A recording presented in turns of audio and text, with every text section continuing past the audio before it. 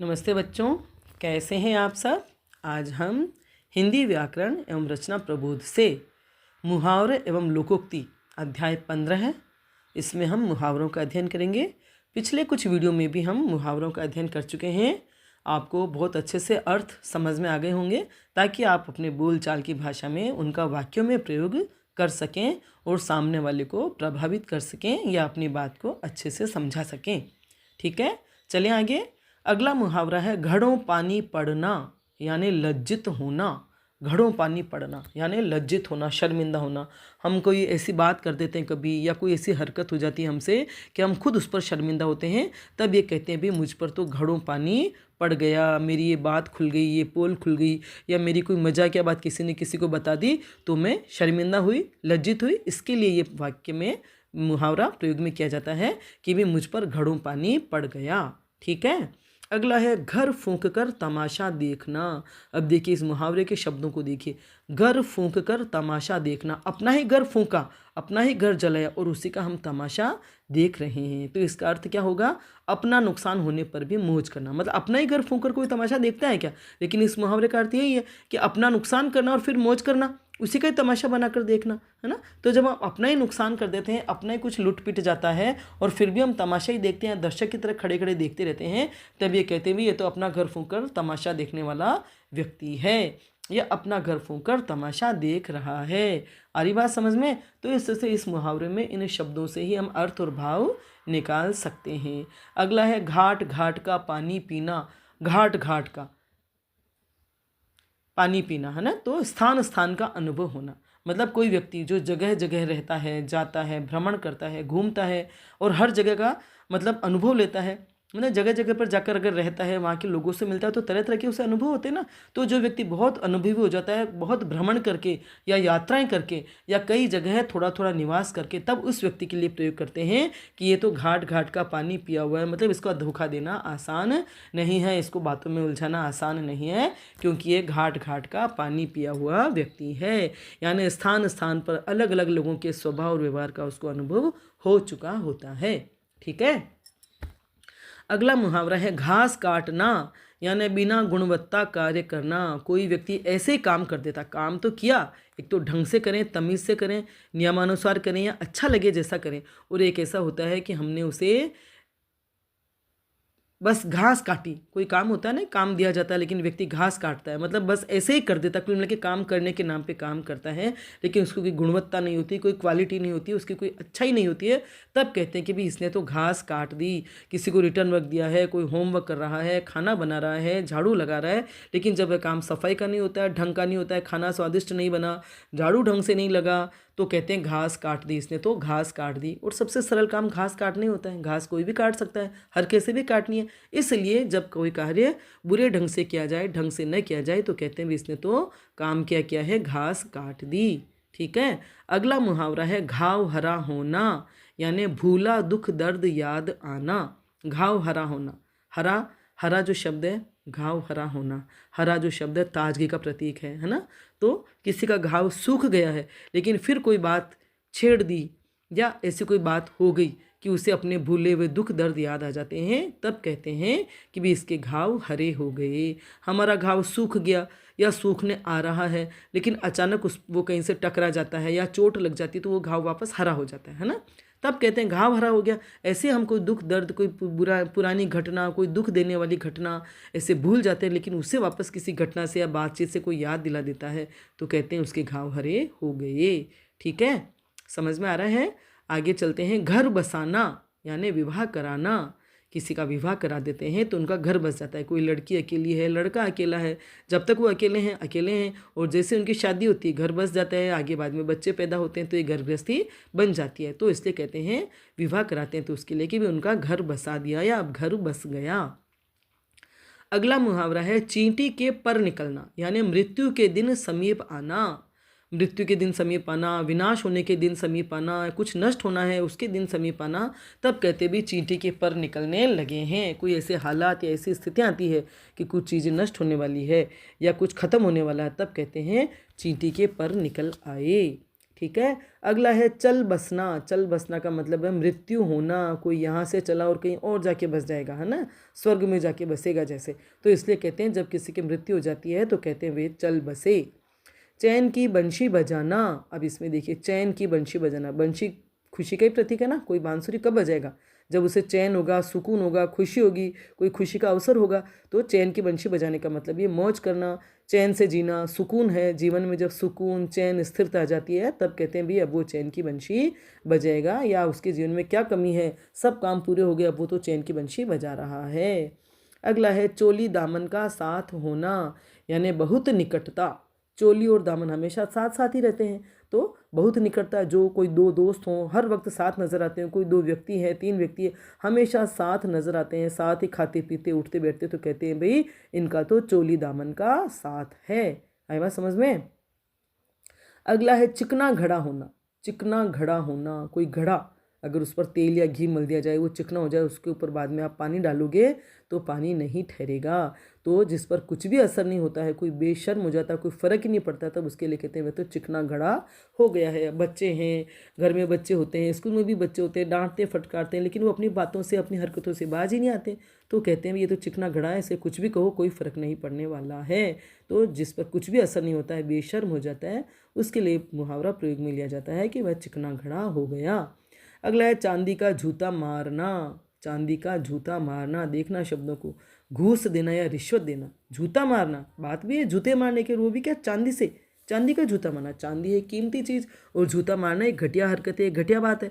तो किसी को चांदी का जूता मारना मतलब चांदी का जूता मार दिया, मतलब उसको रिश्वत देकर के अपना काम कराया। जब रिश्वत देके काम कराया जाता है तो कहते भी चांदी का जूता मारना पड़ता है। यानी चांदी माने पैसा, है ना, कोई कीमती चीज़ है, लेकिन वो जूता भी है चांदी का बना हुआ, तो जूता मारना एक थोड़ी सी घटिया सी या गलत सी बात लगती ना। तो इसलिए कितना सुंदर मुहावरा, चांदी का जूता मारना। घूस देना, जब किसी को गलत काम के लिए रिश्वत दे रहे हैं, या रिश्वत देना ही गलत है लेकिन हम रिश्वत देकर अपना काम करा रहे हैं, चाहे रिश्वत लेने वाला हो चाहे रिश्वत देने वाला, दोनों ही गलत बात है, अनुचित है, अच्छी बात नहीं है। तो उसके लिए चांदी का जूता मारना मुहावरे का प्रयोग किया जाता है। अगला मुहावरा है चार चांद लगना, यानी शोभा में वृद्धि होना, शोभा में, सुंदरता में, खूबसूरती में वृद्धि होना। कोई चीज़ और अच्छी हो जाना, कोई घटना है तो और अच्छी हो जाना, कोई कार्यक्रम है वो और सुंदर हो जाना। ऐसी कोई स्थिति आ जाती है, कुछ ऐसा प्रयोग किया जाता है, ऐसी चीज़ें काम में ली जाती है, या ऐसा काम किया जाता है जिससे किसी काम की, किसी बात की शोभा बढ़ जाती है। तो कहते भी चार चांद लग गए। आप कोई तैयार हो रहे हैं, सुंदर सी लड़की है और उसने गहने पहन लिए, हाँ, अच्छा सा मेकअप कर दिया, तो चार चांद लग गए। बस इतना सा मेकअप किया और उसके चार चांद लग गए, उसकी सुंदरता में वृद्धि हो गई। चादर से बाहर पैसा पसारना। चादर, चादर जितनी बड़ी है उससे भी ज़्यादा बाहर पैसे, पैर पसारना। चादर से बाहर पैर पसारना, आय से ज़्यादा खर्च करना। हमारी आय तो है 5,000 या 10,000 और उससे भी ज़्यादा खर्च करें तो व्यक्ति नुकसान में, तकलीफ में रहता है ना, तकलीफ उठाता है, कष्ट उठाना पड़ता है। फिर जब एक महीने में आप अपनी आय से ज़्यादा खर्च कर दोगे तो दूसरे महीने में क्या करोगे? तनख्वाह तो उतनी ही होती है ना। तो जब चादर से भी बाहर पैर पसारे जाते हैं, मतलब आय से ज़्यादा खर्च किया जाता है, तब ये मुहावरा प्रयोग में लिया जाता है, चादर से बाहर पैर पसारना। और इन शब्दों से भी इसका अर्थ स्पष्ट हो सकता है कि आपकी चादर जितनी बड़ी, उससे बाहर पैर निकालोगे तो ठंड लगेगी, है ना। चादर ओढ़े हुए हो लेकिन चादर से बाहर पैर निकालोगे तो ठंड लगेगी, आपको तकलीफ होगी। तो इसलिए जब आय से ज़्यादा खर्च करके व्यक्ति कष्ट में आ जाता है तब कहते हैं भाई चादर से बाहर पैर नहीं निकालना चाहिए। चूना लगाना यानी नुकसान करना, किसी को धोखा देना, किसी का फ़ायदा उठाने की कोशिश करना या किसी को नुकसान पहुंचाने की कोशिश की जाती है ऐसी हरकत से, तो कहते हैं उसको तो चूना लगा दिया, किसी के पैसे ज़्यादा खर्च करवा दिए, है ना। एक तो वाजिब तरीके से काम हो रहा है और एक आपने उसके पैसे ज़्यादा खर्च करवा दिए, थोड़ा सा अपने मन में खोट और इस वजह से उसका नुकसान करने की कोशिश की होती है, तब कहते हैं भी उसने उसको चूना लगा दिया। बात 200 रुपये में बन सकती थी लेकिन 400 रुपये खर्च करवा दिए, 500 रुपये खर्च करवा दिए और फिर मज़े मज़े में बोलते लोग उसके तो मैंने 500 रुपये का चूना लगा दिया। 4 दिन की चांदनी होना यानी अल्पकालीन सुख, ये वैसे कहावत का अंश है। 4 दिन की चांदनी फिर अंधेरी रात, है ना। 4 दिन की चांदनी और उसके बाद वापस अंधेरा ही अंधेरा या दुख ही दुख है, तो अल्पकालीन सुख है। थोड़े से समय के लिए सुख आया होता है, थोड़े से समय का सुख, खुशी, और फिर वापस चीज़ें बदल जाती है, तो कहते हैं तो 4 दिन की चांदनी। चूड़ियाँ पहनना यानी कायरता दिखाना। अब ये मुहावरा देखो, बुरा लग रहा है मुझे, अच्छा नहीं लग रहा, लेकिन अब है जो है मुहावरा। चूड़ियाँ पहनना, चूड़ियाँ पहनती है महिलाएं, है ना, तो इसका मतलब यहाँ महिलाओं के लिए कायरता की बात की जाती है, भी महिलाएं जैसे कायर होती है। चूड़ियाँ पहनना, चूड़ियाँ तो महिलाएं ही पहनती हैं, इसका मतलब महिलाएं जैसे कायर होती है, इसी का प्रतीक बना दिया ना इसको, चूड़ियाँ पहनना मुहावरा बना करके। तो जब कोई पुरुष कायरता दिखाता है, कमजोरी दिखाता है, तो कहते हैं भाई चूड़ियाँ पहन के बैठ जा, यानी औरतों की तरह घर में बैठ जा या औरतों की तरह बैठा रहे, हिम्मत मत दिखा। तब कहता है तब मुहावरा प्रयुक्त होता है चूड़ियाँ पहनना, यानी चूड़ियाँ पहन के बैठ जाओ। लेकिन महिला भी बड़ी साहसी होती है, हिम्मत वाली होती है, लेकिन कभी ऐसे ज़माने में रही होगी ऐसी बात, तो ऐसा मुहावरा बन गया, है ना। तो चूड़ियाँ पहनने का मतलब ये होता है कि भाई कायरता दिखाना, जब व्यक्ति हिम्मत नहीं दिखा पाता और पुरुष विशेष रूप से, तो उसे कहते भी चूड़ियाँ पहन के बैठ जा। महिलाएं तो वैसे ही चूड़ियाँ पहनती है और वो हिम्मत दिखाती तो भी उसके लिए ऐसा कोई कुछ कहा नहीं जाता। ठीक है। चारों खाने चित्त होना, यानी बुरी तरह हारना। जब हम बुरी तरह से हार जाए या कोई बुरी तरह से हार जाए, चाहे लड़ाई में, बहस में, युद्ध में, तो कहते हैं वो तो चारों खाने चित्त हो गए। चंगुल में फंसना, पकड़ में आना। चंगुल में फंसना, जाल में फंसना, है ना, किसी के पकड़ में आ जाना, किसी के जाल में फंस जाना धोखे से, या कोई धोखे से अपने चक्कर में ले लेता है, झांसे में ले लेता है, तब ये मुहावरा प्रयोग में लिया जाता है कि चंगुल में फंसना। वह लड़की बहुत ही सीधी सादी इस लड़के के चंगुल में कैसे फंस गई, है ना। चक्की पीसना, यानी जेल की सज़ा भुगतना। कोई अनुचित काम करे, कोई चोरी चकारी की आदत हो, गलत काम की आदत हो, और उसके बारे में ऐसी बात की जाती है कि ये तो जेल की चक्की पीसे, ये तो चक्की पीसेगा, इसके लक्षण नज़र आ रहे हैं कि ये तो कभी न कभी चक्की पीसेगा, यानी जेल की सज़ा भुगतेगा।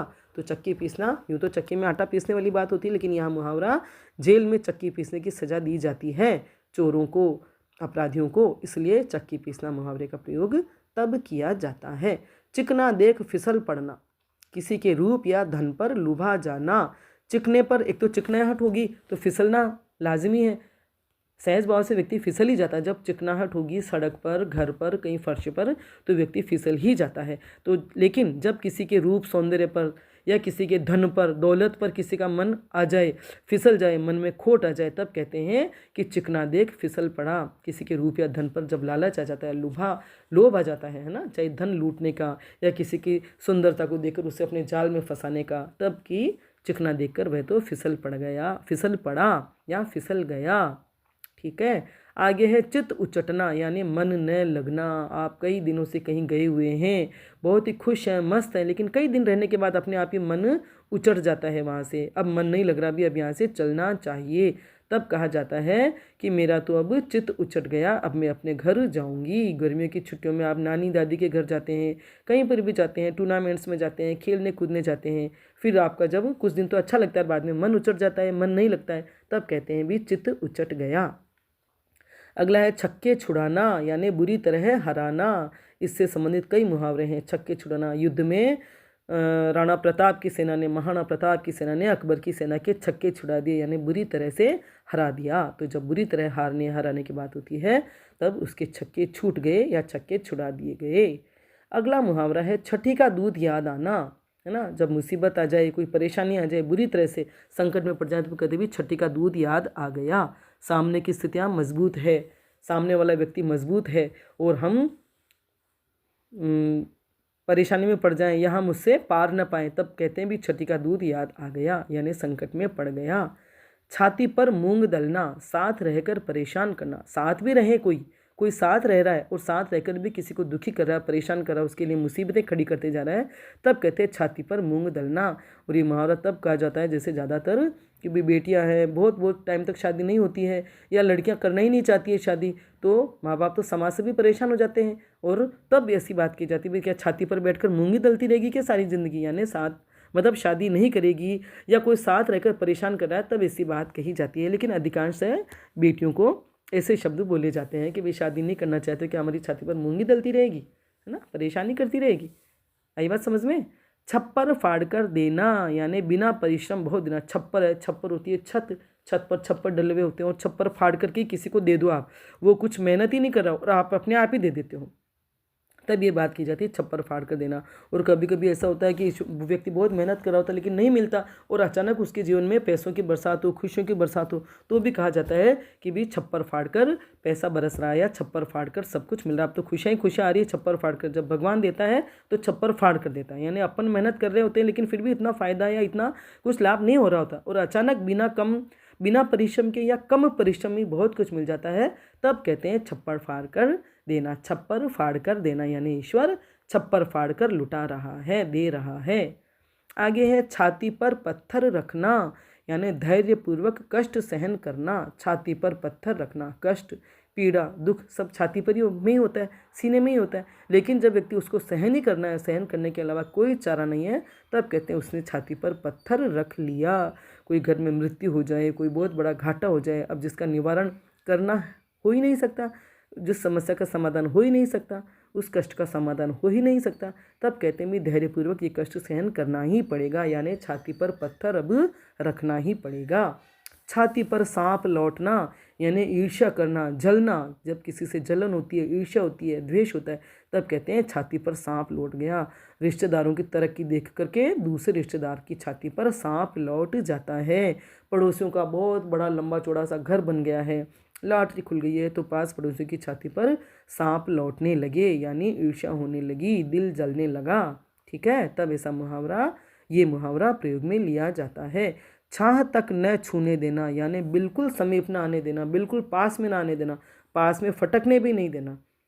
किसी पिता के बड़े कुकृत्य होते हैं, कोई चोर है, अपराधी है, और ऐसे में कोई बीवी बड़ी स्वाभिमानी है, ईमानदार है, और वो नहीं चाहती कि उसके पति की छाह भी उसके बच्चों पर पड़े या उसके पास भी फटके, तब कहते हैं छाह तक न छूने देना, मैं तुम्हारी छाह अपने बच्चों को छूने तक नहीं दूंगी, छाह तक नहीं छूने दूंगी। आई बात समझ में? किसी के पास ना आने देना। कोई भी जब अपने पास किसी को आने ही नहीं देना चाहता, तब ये कहा जाता है कि मैं उसे अपनी छाह तक नहीं छूने दूंगी। छंटे छंटे फिरना, यानी दूर दूर रहना। जो दूर दूर रहता है, बच बच के रहता है, तब कहता भी वो तो छंटे छंटे फिर रहा है। छठे क्षमा से आना, यानी कभी कभी आना, है ना। छठे क्षमा से, जैसे 6 दिन में आए, 6 महीने में आए। जो व्यक्ति बहुत कम आता है, कभी कभी आता है घर पे या मिलता है, तब हम कहते हैं छठे क्षमा से आते हैं। भाई आप तो छठे क्षमा से आते हैं। या ईद का चांद होना भी इस समान मुहावरा या समान भाव का है ना। तो छठे क्षमा से आना माने कभी कभी आना। ठीक है, तो आपको ये सभी मुहावरे समझ में आ गए होंगे अच्छे से।